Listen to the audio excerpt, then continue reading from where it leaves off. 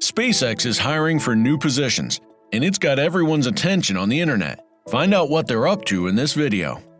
Hey guys, heard about the new SpaceX job posting?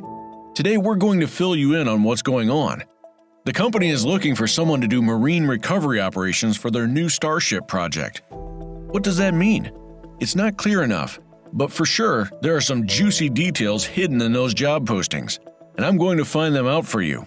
So keep watching. In a move that shocked everyone, SpaceX announced that they would be performing return to launch site (RTLS) landings for the Super Heavy boosters and Starships.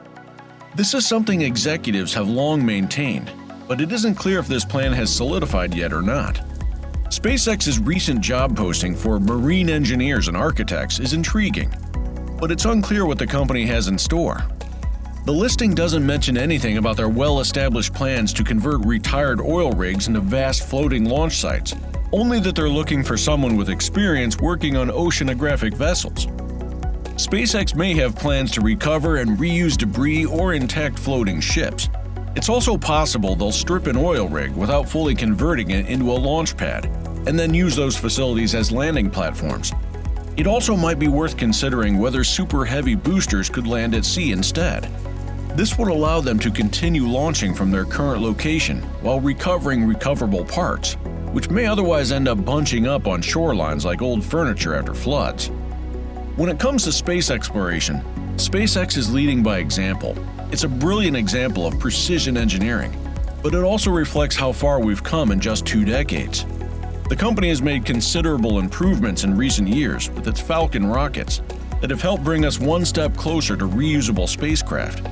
SpaceX has slowly refined and perfected reusing orbital-class booster cores through its Falcon rockets over the last few years. As a result, 24 out of 83 were successfully landed back on land, rather than coasting 500 to 1,000 kilometers downrange after stage separation, obtaining velocities necessary for landing them at sea, where they would otherwise be lost forever. The cost of landing a booster on drone ships can be expensive, but when you're dealing with something that was built to take off and land upright again, after taking its passengers straight into space, well, then it's worth every penny.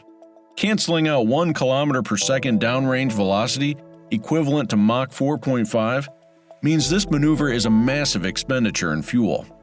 The Falcon 9 booster costs a lot to get into orbit, and it's not getting any cheaper with each new launch. For RTLS, return to launch site landings, the cost can quickly add up, due in part to performing an extra-large boost burn that requires around 40 seconds of power from 3 Merlin 1D engines at about 25 to 35 tons worth per unit mass added onto their already hefty body.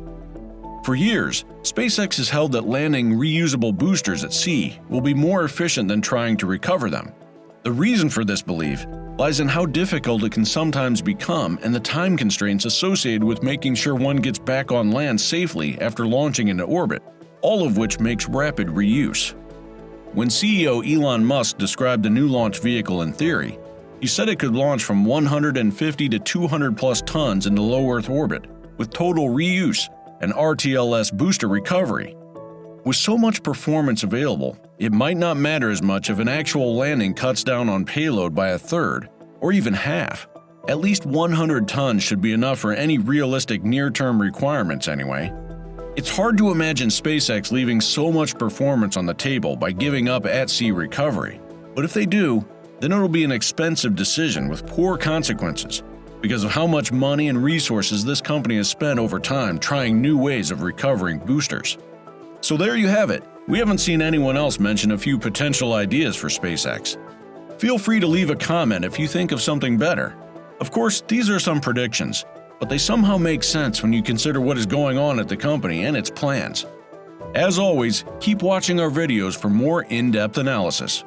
Thanks for watching.